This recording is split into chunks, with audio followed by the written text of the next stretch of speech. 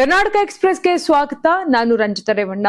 ಸಚಿವ ಸಂಪುಟ ವಿಸ್ತರಣೆ ಬಳಿಕ ಕಾಂಗ್ರೆಸ್ನಲ್ಲಿ ಅಸಮಾಧಾನ ಸ್ಫೋಟಗೊಂಡಿದೆ. ಮಂತ್ರಿ ಸ್ಥಾನದಿಂದ ವಂಚಿತರಾದ ಹಲವು ಶಾಸಕರು ವರಿಷ್ಠರ ಮನವೊಲಿಕೆ ಯತ್ನದ ನಡುವೆಯೂ ತಮ್ಮ ಆಕ್ರೋಶವನ್ನ ಮುಂದುವರೆಸಿದ್ದಾರೆ. ಈ ಬೆಳವಣಿಗೆ ಪಕ್ಷದ ಹೈಕಮಾಂಡ್ಗೆ ಹೊಸ ತಲೆನೋವಾಗಿ ಪರಿಣಮಿಸಿದೆ. ಇದರ ಬೆನ್ನಲ್ಲೇ ರಾಜ್ಯ ಕಾಂಗ್ರೆಸ್ ಉಸ್ತುವಾರಿ ರಣದೀಪ್ ಸಿಂಗ್ ಸುರ್ಜೇವಾಲಾ ಬೆಂಗಳೂರಿಗೆ ಆಗಮಿಸುತ್ತಿದ್ದು, ಅಸಮಾಧಾನಿತ ಶಾಸಕರನ್ನ ಭೇಟಿಯಾಗಿ ಅವರ ಅಹವಾಲು ಆಲಿಸಿ ಪರಿಸ್ಥಿತಿ ತಿಳಿಗೊಳಿಸುವ ಪ್ರಯತ್ನ ನಡೆಸಲಿದ್ದಾರೆ ಅಂತ ಹೇಳಲಾಗ್ತಾ ಇದೆ. ಇತರ ಸಚಿವ ಸ್ಥಾನ ಸಿಗದ ಹಿನ್ನೆಲೆ ಶಿರಾ ಶಾಸಕ ಟಿಬಿ ಜಯಚಂದ್ರ ಅವರು ಅಸಮಾಧಾನ ಹೊರಹಾಕಿದ್ದಾರೆ. ಆಡಳಿತ ಪಕ್ಷದ ಸದಸ್ಯರ ಸಾಲಿನಲ್ಲಿ ಕುಳಿತುಕೊಳ್ಳಲು ಇಚ್ಛೆ ಇಲ್ಲ ಅಂತ ಹೇಳಿರುವ ಅವರು, ವಿಧಾನಸಭೆಯಲ್ಲಿ ವಿಪಕ್ಷ ಸದಸ್ಯರ ಸಾಲಿನಲ್ಲಿ ಪ್ರತ್ಯೇಕ ಆಸನ ಕಲ್ಪಿಸುವಂತೆ ವಿಧಾನಸಭಾಧ್ಯಕ್ಷರಿಗೆ ಪತ್ರ ಬರೆಯಲು ಮುಂದಾಗಿದ್ದಾರೆ ಅಂತ ಹೇಳಲಾಗ್ತಾ ಇದೆ.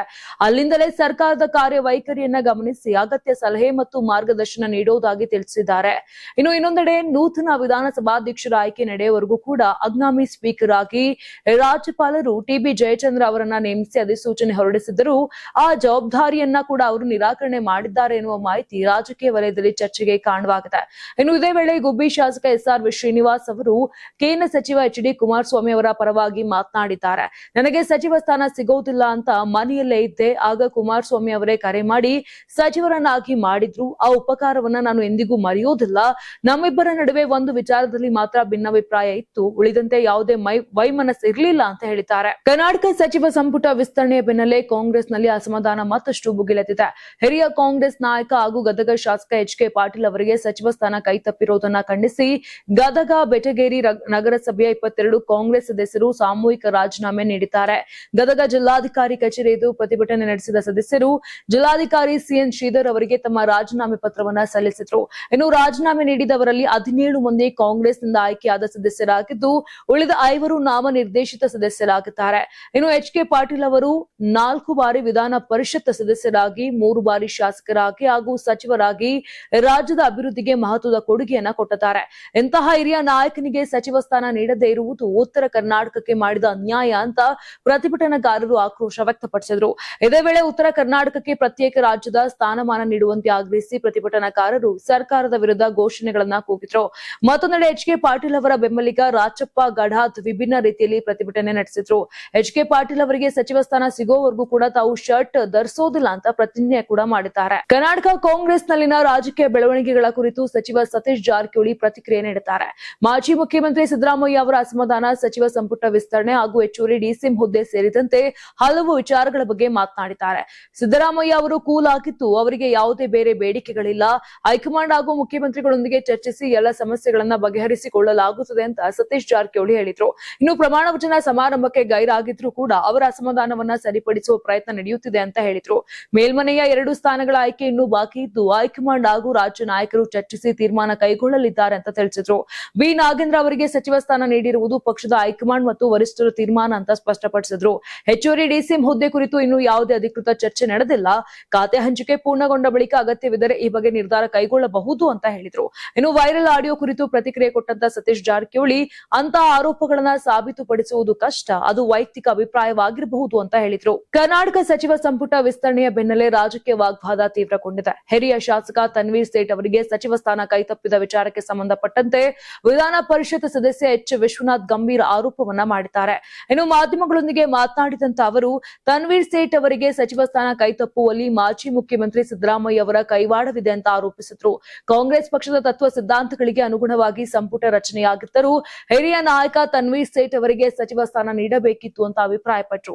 ತನ್ವೀರ್ ಸೇಠ್ ಅವರಿಗೆ ಸಚಿವ ಸ್ಥಾನ ನೀಡಿದ್ರೆ ತಮ್ಮ ಪುತ್ರನ ರಾಜಕೀಯ ಪ್ರಭಾವ ಕುಗ್ಗಬಹುದು ಎಂಬ ಕಾರಣಕ್ಕೆ ಅವಕಾಶ ತಪ್ಪಿಸಲಾಗಿದೆ ಅಂತ ಎಚ್ ವಿಶ್ವನಾಥ್ ಆರೋಪಿಸಿದ್ರು. ವೈಯಕ್ತಿಕ ಸ್ವಾರ್ಥಕ್ಕಾಗಿ ರಾಜ್ಯದ ರಾಜಕೀಯಕ್ಕೆ ಹಾನಿಯಾಗುತ್ತಿದೆ ಅಂತ ವಾಗ್ದಾಳಿ ನಡೆಸಿದ್ರು.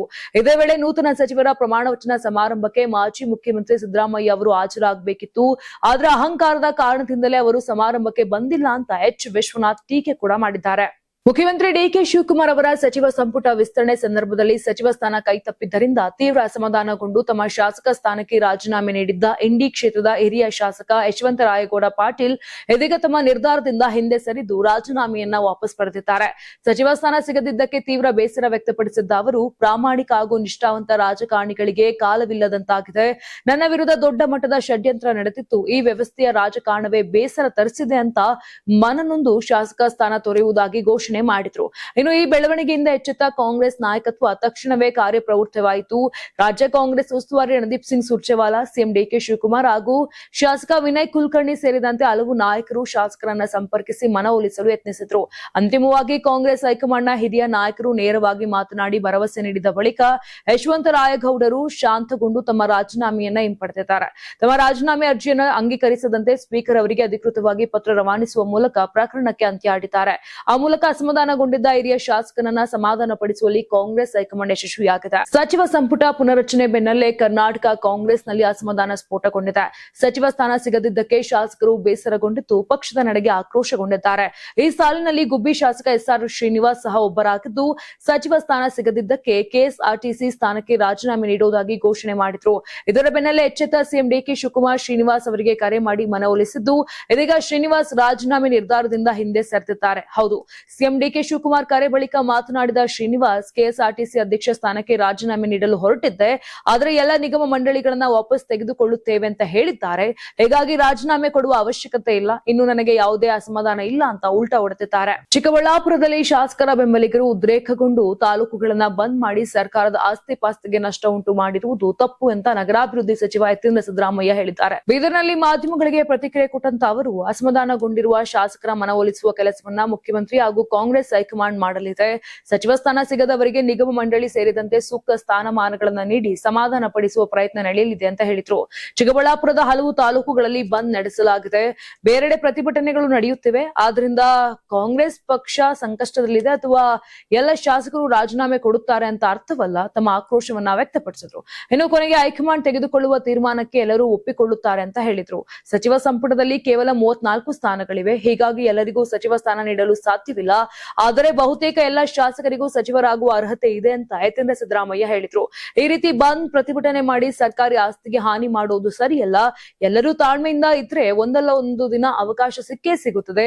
ಮುಖ್ಯಮಂತ್ರಿ ಹಾಗೂ ಹೈಕಮಾಂಡ್ ಮಾತಿಗೆ ಎಲ್ಲರೂ ಗೌರವ ಕೊಡುತ್ತಾರೆ ಅಂತ ಹೇಳಿದ್ರು. ಕಾಂಗ್ರೆಸ್ ಸರ್ಕಾರದ ಸಚಿವ ಸಂಪುಟ ವಿಸ್ತರಣೆಯು ರಾಜ್ಯದ ಅಭಿವೃದ್ಧಿ, ಜನಹಿತ ಅಥವಾ ಉತ್ತಮ ಆಡಳಿತದ ಉದ್ದೇಶದಿಂದ ನಡೆದಿಲ್ಲ. ಅಧಿಕಾರದ ಹಂಚಿಕೆ, ಹಣಬಲ, ಗುಂಪುಗಾರಿಕೆ ಹಾಗೂ ಹೈಕಮಾಂಡ್ ರಾಜಕಾರಣದ ಫಲವಾಗಿ ಸಚಿವ ಸಂಪುಟ ವಿಸ್ತರಣೆ ನಡೆದಿದೆ ಅಂತ ಬಿಜೆಪಿ ರಾಜ್ಯಾಧ್ಯಕ್ಷ ಹಾಗೂ ಶಾಸಕ ಬಿವೈ ವಿಜಯೇಂದ್ರ ಆರೋಪಿಸಿದ್ದಾರೆ. ಇನ್ನು ಬೆಂಗಳೂರಿನಲ್ಲಿ ಮಾತನಾಡಿದಂತ ಅವರು, ರೇಟ್ ಫಿಕ್ಸ್ ಆಗದೆ ಡೇಟ್ ಫಿಕ್ಸ್ ಆಗಲಿಲ್ಲ ಎಂಬ ಆರೋಪಕ್ಕೆ ಕಾಂಗ್ರೆಸ್ ನಾಯಕರೇ ಸಾಕ್ಷಿ. ಸಚಿವ ಸಂಪುಟ ವಿಸ್ತರಣೆ ಕುರಿತು ನಾನು ಆರಂಭದಿಂದಲೂ ರೇಟ್ ಫಿಕ್ಸ್ ಆಗದೆ ಡೇಟ್ ಫಿಕ್ಸ್ ಆಗಲಿಲ್ಲ ಅಂತ ಹೇಳಿದ್ದೆ. ಇಂದು ಕಾಂಗ್ರೆಸ್ನ ಹಿರಿಯ ನಾಯಕರು, ಮಾಜಿ ಸಚಿವರು ಮತ್ತು ಶಾಸಕರು ನೀಡಿರುವ ಬಹಿರಂಗ ಹೇಳಿಕೆಗಳೇ ತಮ್ಮ ಆರೋಪಕ್ಕೆ ಪುಷ್ಟಿ ನೀಡಿವೆ. ಕಾಂಗ್ರೆಸ್ ಪಕ್ಷದೊಳಗಿನ ಅಸಮಾಧಾನವೇ ಸಚಿವ ಸಂಪುಟ ರಚನೆಯ ಹಿಂದಿನ ವಾಸ್ತವವನ್ನ ಬಯಲಿಗೆಳೆಯುತ್ತದೆ ಅಂತ ಟಾಂಗ್ ಕೊಟ್ರು.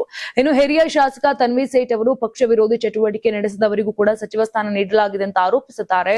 ಮಾಜಿ ಸಚಿವ ಟಿಬಿ ಜಯಚಂದ್ರ ಅವರು, ನಾನು ಕಾಂಗ್ರೆಸ್ಸಿಗ ಎಂದು ಹೇಳಿಕೊಳ್ಳಲು ನಾಚಿಕೆ ಆಗುತ್ತೆ ಅಂತ ಬೇಸರವನ್ನ ವ್ಯಕ್ತಪಡಿಸಿದ್ದಾರೆ.